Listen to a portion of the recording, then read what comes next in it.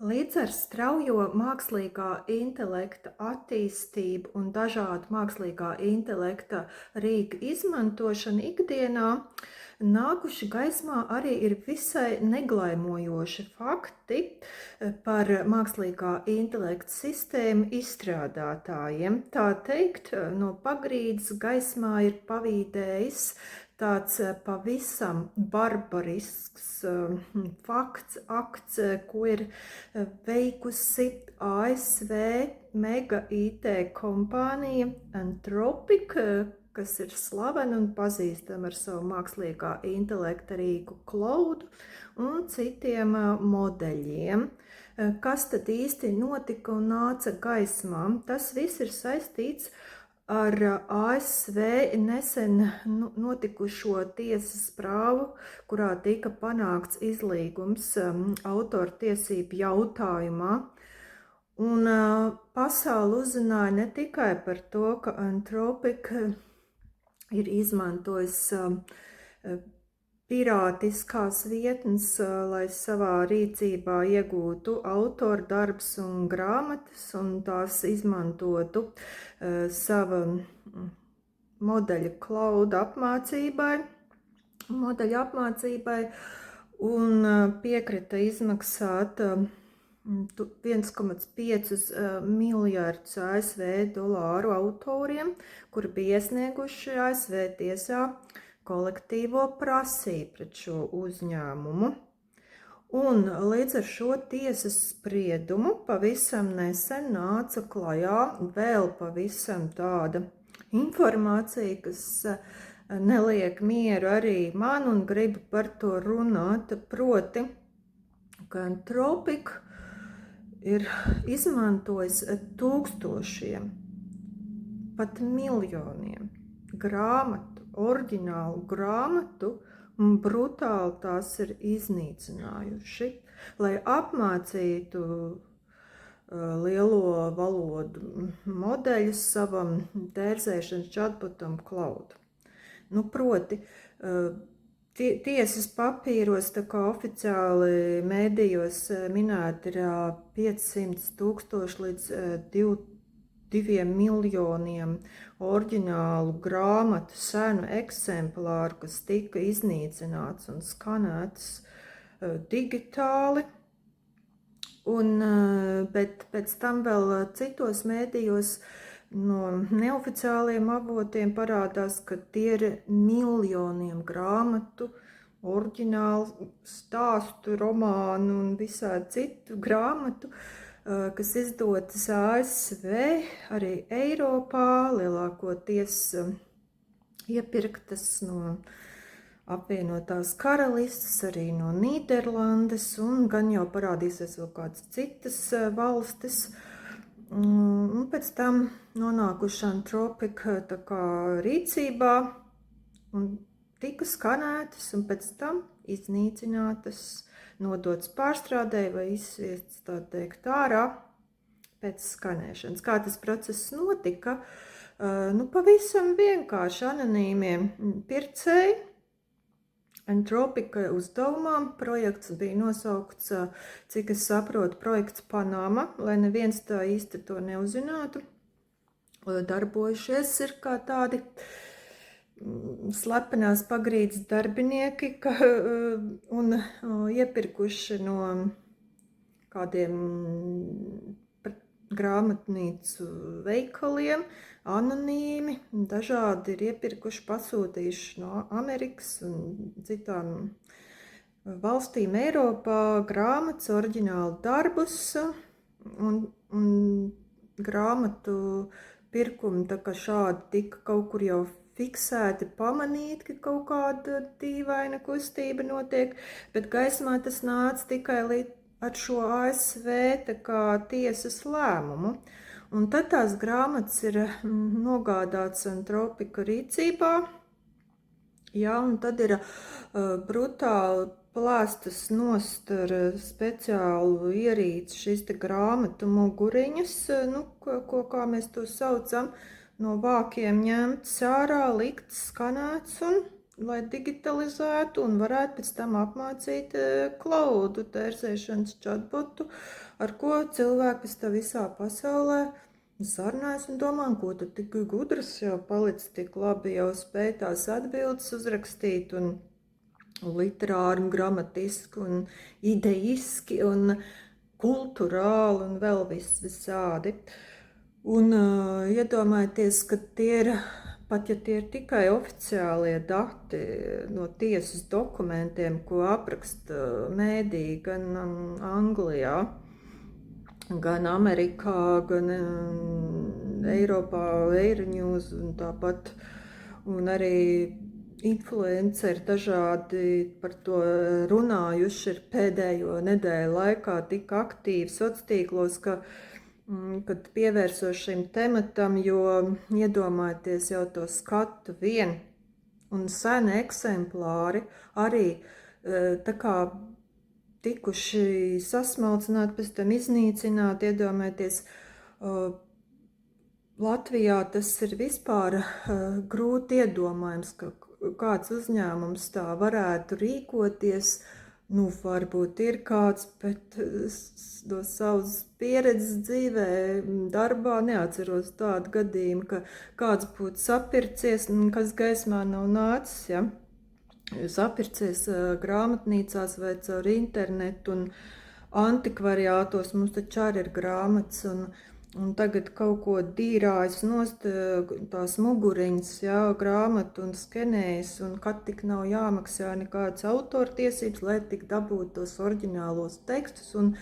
nevaru iedomāties, tad tikai kaut kādos, es nezinu, senākos tur viduslaikos, pirms kara laikos, kad tur varbūt tika tā kā dedzināts kāds tāds grāmatas, bet normālos miera laikos Latvijā es nevaru iedomāties, ka varētu tā izrīkoties ar mūsu kultūras mantojumu, literatūras mantojumu, ar Jāņa Rāņa Aspāzijas vai Brigadērs Veidenbaum, Čaka dzeju un visiem jaunajiem autoriem, kas tagad ir zinām Ziedoņa esejām un tāpat slavenajām un visu, ko skolā esam lasījuši un pēc skolas un grāmatu. Mums ir grūti iedomāties kādu māju, kurā nav vismaz viena grāmata vai vismaz 3, ja, kaut vai skatam, ja nekam citam, bet pārsvarā ir palielas mums bibliotekas katram dzīvoklī mājā un citi īpaši pērk eksemplārus antikvariātos, un ja arī vairs nevajag vai nav kur likt, pārceļās, pārvācās, mēģina tomēr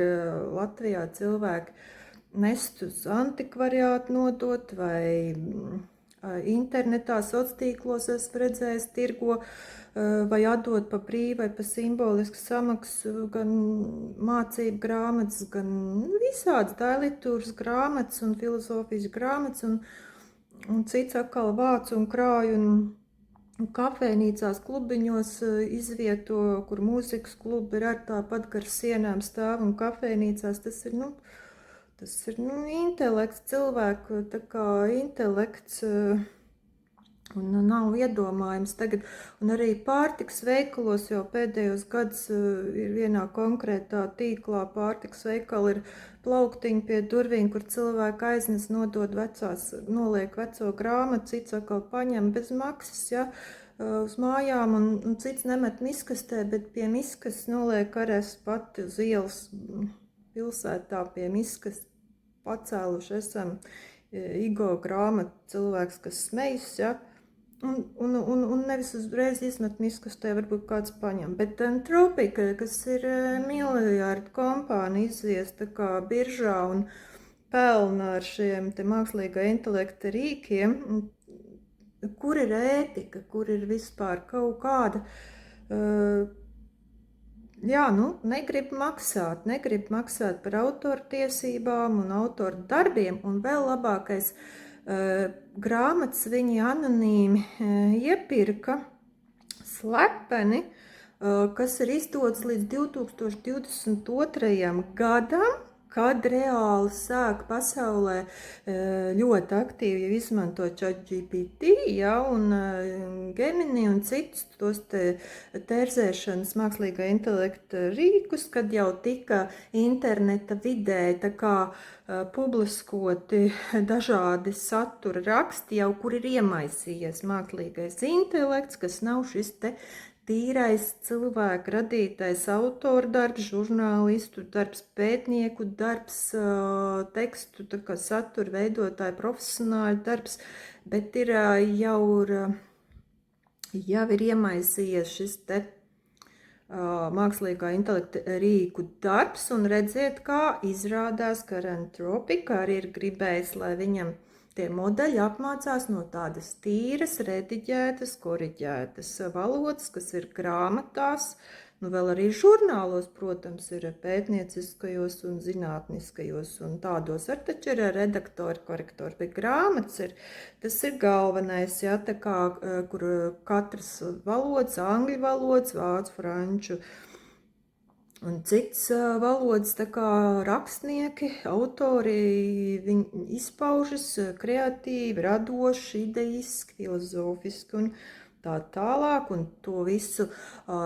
izdevniecības grāmata kā rediģē, korektori, redaktori, literārie korektori, viss tiek strādāts, un viņi arī grib tādu labu saturu ievadīt, lai tā lielo valodu modeļu tas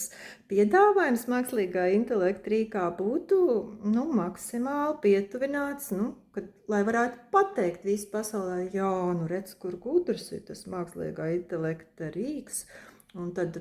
kas vēl, Dievs vien zina, kas vēl sadarīts citās šajās kompānijās OpenAI, Meta, un pārējos, kas ir lielo valodu modeļiem strādā, viens ir, ka mēs paši viņus apmācām, trenējam, ja,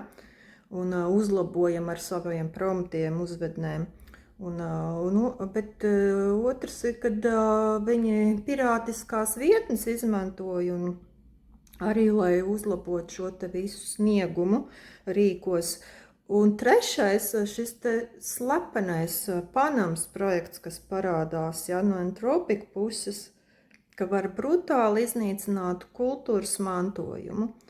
Un tāpēc arī mums kā lietotājiem mums ir jādomā, tad jāsako līdzi, kādus tad rīkus mēs tad lietosim turpmāk, kam ir kāda ētika, estētika, vispār kāda atbildība par kultūras mantojumu pasaulē, tā skaitā arī Latvijā, Baltijā, jo ir jādomā, jo peļņa ir viena lieta un nauda ir viena lieta, bet cilvēku morāli un vērtības un ētika ir cita lieta. Un tāpēc man kaut kā pašā sākumā, kad vēl neko nezināju daudz par mākslīgo intelektu un sāk tikai kaut ko skatīties, kā viss notiek tajā mākslīgā intelekta rīkos, jau radās tāda apjausma, ka mākslīgais intelekts ir pasaules vislielākais diletants patiesībā, kad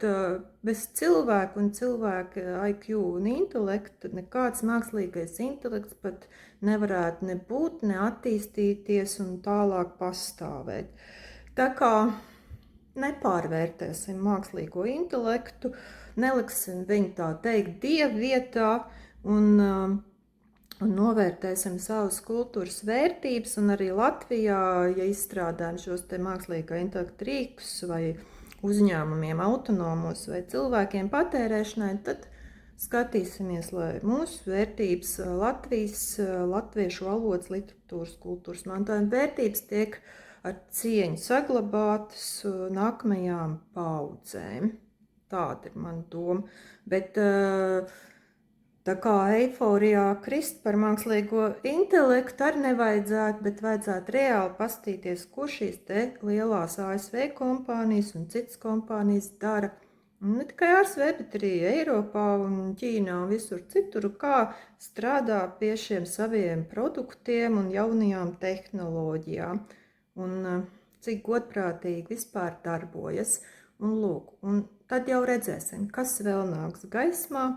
Un skatīsimies no visām pusēm uz šo visu procesu,